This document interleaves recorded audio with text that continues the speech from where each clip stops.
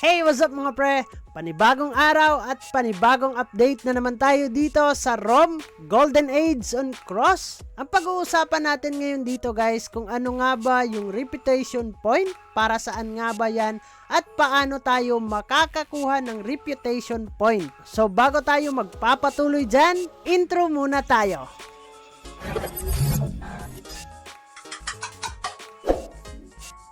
So dito sa larong ROM guys or Golden Age on Cross ay meron po ditong reputation point. So para saan nga ba itong reputation point? So hindi tayo magpapaligoy-ligoy guys. Titingnan natin dito sa ating apat na dot or apat na square dito right side sa taas guys, no? So click po natin to and then dito po natin yan makikita sa ranking kung ano yung silbi ng reputation point dito sa game na ROM Golden Age on Cross. So click natin itong merong combat power, XP, PvP, guild, and dito sa world guys. So dito sa world, meron po dito sa baba, left side, meron pong points reward, ranking reward, point achievement reward, and then dito tayo sa points reward guys. So sa point rewards, meron po yung reputation point. Kung nakaabot kayo dito, no, kung kayo ay nakaipon nitong reputation point guys, ay makakakuha nga kayo ng reward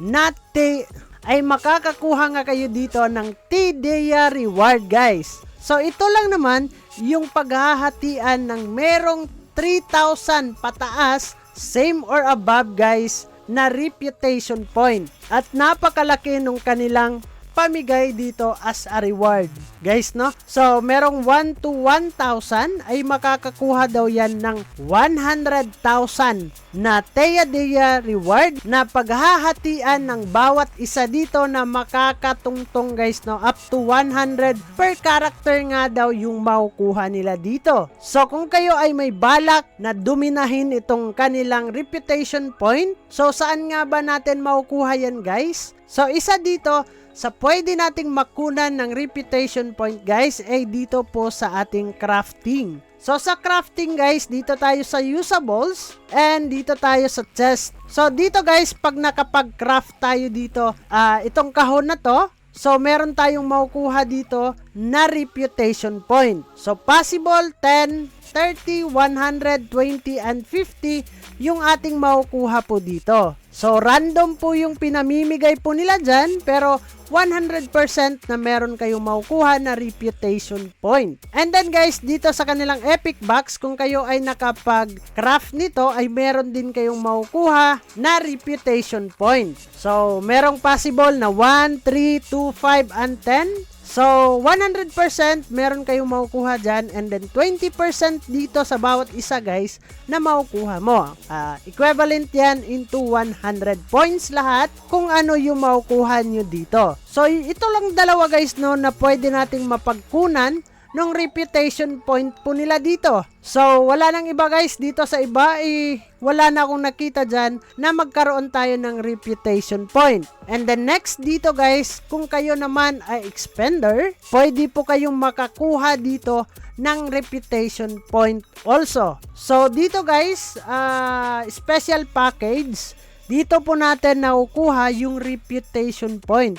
Hindi nga lang nila nilagay dito guys kung magkano yung makukuha natin. Pero may nakita ako rumors yun guys, no. Nakita ko sa Twitter na nagpost siya, every $1 nga daw na mapupurchase natin dito ay makakakuha daw tayo ng 1 reputation point. Kung kayo ay expender naman guys. Kung hindi naman kayo expender, so doon na lang tayo sa kanilang crafting.